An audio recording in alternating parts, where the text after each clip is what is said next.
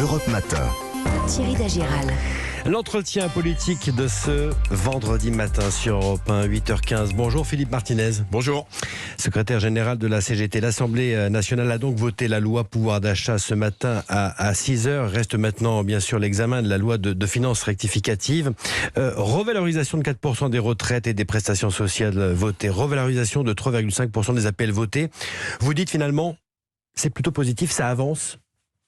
Ça avance, mais c'est largement insuffisant par rapport et à l'inflation et le retard pris ces dernières années. Et puis, vous l'avez constaté, on a une loi sur le pouvoir d'achat qui ne traite à aucun moment des salaires et de l'augmentation des salaires. C'est quand même un paradoxe. Ce sera en discussion, a dit le président le 14 juillet, à la rentrée. Oui, mais enfin, quand on discute d'une loi sur le pouvoir d'achat, la première chose à regarder, c'est l'augmentation des salaires. Or, nous revendiquions une augmentation du SMIC.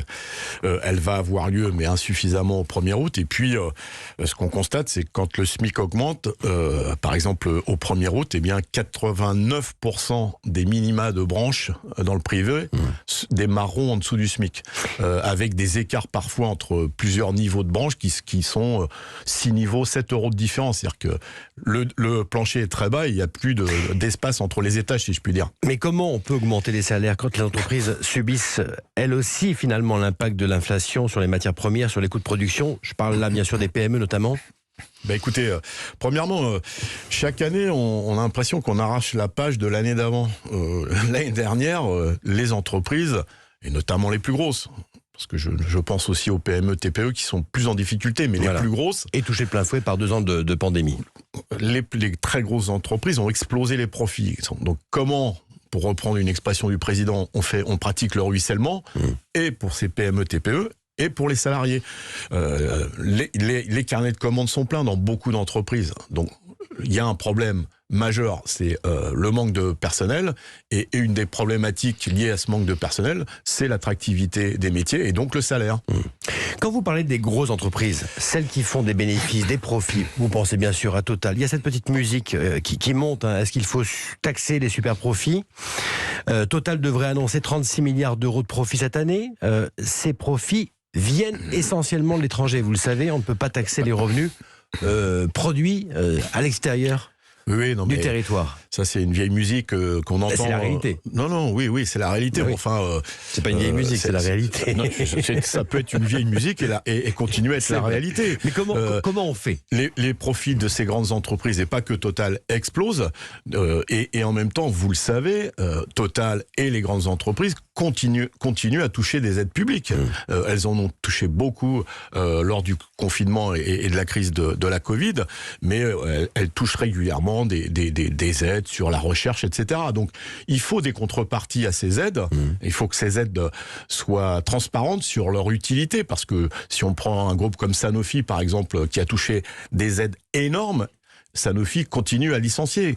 Donc, il y a besoin de conditionner et de contrôler ces aides, et en même temps que les profits soient taxés à la même hauteur que ce qui se passe pour les citoyens, par exemple. Mais est-ce que plutôt que taxer ces grosses sociétés, est-ce qu'il ne serait pas mieux finalement d'obtenir ce que disent certains d'ailleurs au sein de la majorité, une contribution directe, directement pour le consommateur, directement pour le Français ? Non, mais là aussi, on a, d'ailleurs, dans la loi sur le pouvoir d'achat, on renouvelle la prime dite Macron, on va tripler le plafond. Mais vous l'avez constaté comme moi, la moyenne qu'ont touché les salariés sur le précédent, c'était 512 euros. C'est loin du plafond, et puis c'est à la bonne volonté des employeurs. On ne règle pas les problèmes de pouvoir d'achat si on ne touche pas au salaire. C'est une réalité, et il faut penser à tous ceux qui touchent le SMIC et qui sont aujourd'hui dans une grande précarité. Et je ne parle pas des privés d'emploi qui, eux, ont vu leurs droits diminuer. Un mot sur le carburant. Les entreprises pourraient verser une aide défiscalisée allant jusqu'à 400 € à leurs salariés qui ont une importante consommation, soit l'équivalent d'une remise de près de 50 centimes à la pompe pour un salarié qui fait 12 000 km par an. C'est une annonce ce matin dans la presse régionale de la Première ministre Elisabeth Borne. Oui, c'est pourrait. c'est toujours c'est le côté conditionnel qui me chagrine un peu. Madame Borne a incité les employeurs à augmenter les salaires, Monsieur le maire de même, la prime pour augmenter. Il faut des règles. Il faut des règles dans une société. Et vous leur dites quoi ce matin du coup à l'exécutif alors ? Il faut que la prime transport augmente et pour tout le monde. Parce que vous savez aussi bien que moi que les transports collectifs coûtent cher. Donc il faut que, et pour aider le pouvoir d'achat, il faut que la prime prise en charge par les employeurs, parce que vous savez qu'une partie est prise en... Eh bien, elle augmente. Ça contribue à aider et à améliorer le pouvoir d'achat. Autre sujet, qui sera un gros sujet sans doute de la rentrée, les retraites. Emmanuel Macron l'a redit dans son interview du 14 juillet, décaler l'âge de départ légal jusqu'à 65 ans à l'horizon 2030, avec un premier pas dès l'été prochain. Vous êtes prêt à négocier ou pas ? On a toujours été prêt à négocier. Donc vous serez au rendez-vous du mois de septembre. Attendez, on l'a fait pendant 2 ans lors de la précédente réforme.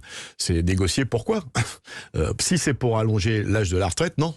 Donc vous n'irez pas ? Si c'est pour allonger l'âge de la retraite, non. Par contre, comment on améliore le système actuel ? Oui. Comment on favorise des départs anticipés pour les gens qui effectuent des travaux pénibles ? Oui. Comment on améliore le financement de la sécurité sociale ? Oui.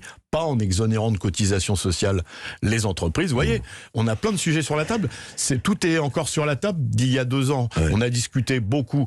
Mais comment on va créer des emplois si on continue à laisser plus longtemps ceux qui ont du boulot jusqu'à 65 ans? C'est une formule, une équation que je ne comprends pas. Mais peut-être que certains pourraient m'expliquer. L'institution France Stratégie l'écrit noir sur blanc. Le vieillissement de la population va faire peser une pression massive sur les comptes sociaux des 20 prochaines années. On fait quoi alors ? Ce qui pèse sur les comptes sociaux, ce sont les exonérations de cotisations sociales. Moins vous payez de cotisations, et là aussi, on va reparler des très grandes entreprises, bien moins il y a d'argent qui rentre dans les caisses de la Sécu. Vous savez que, par exemple, pour les plus bas salaires, il y a des exonérations de cotisations jusqu'à 1,6 fois le SMIC. Ça a 2 conséquences. Ça fait pas rentrer d'argent pour les retraites, pour la santé, pour l'hôpital, qui en a tant besoin. Mais en même temps, les employeurs sont pas bêtes, hein. Les grands, ils disent, on va pas dépasser parce que si on dépasse cette fourchette, ouais, eh bien, on sera obligé de payer des cotisations. Donc, c'est des trappes à bas salaire. Vous voyez qu'on a des solutions pour régler les problèmes. Bon, en tout cas, la réforme des retraites sera sans doute difficile. Je crois que personne n'a envie de travailler plus longtemps. Ouais. Personne. Difficile de mener cette réforme à l'Assemblée avec cette assemblée de compromis. Est-ce que finalement cette situation politique, c'est une chance pour vous, pour les syndicats, qu'on n'entendait plus finalement ? Parce que vous écoutiez mal. Si vous nous entendiez plus, vous avez noté, et c'est assez exceptionnel que l'ensemble des syndicats français viennent de déclarer ensemble qu'il faut augmenter les salaires. Ça faisait 12 ans que l'ensemble des syndicats français ne s'étaient pas exprimés. Il y a besoin d'actes concrets. Ce qui se passe à l'Assemblée nationale, évidemment, nous intéresse. Mais ça redonne de la force aux syndicats. C'est pas ça qui redonne de la force aux syndicats. C'est les mobilisations actuelles. Il y a des entreprises des salariés d'entreprises qui sont en grève. Je pense à l'entreprise Pommier dans les Hautes-Pyrénées. Ça fait 42 jours de grève pour des augmentations de salaire. Je tiens à les saluer.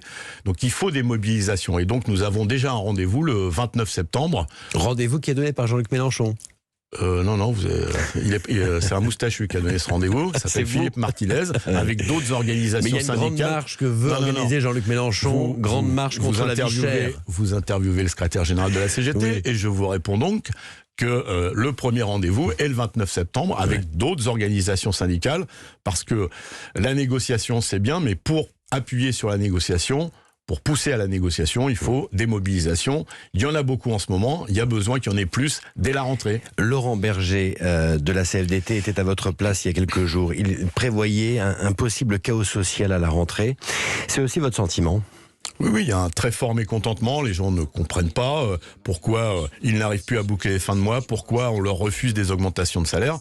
Et donc vous voyez qu'il y a des possibilités de convergence syndicale pour aller obtenir des augmentations de salaire, y compris avec la CFDT.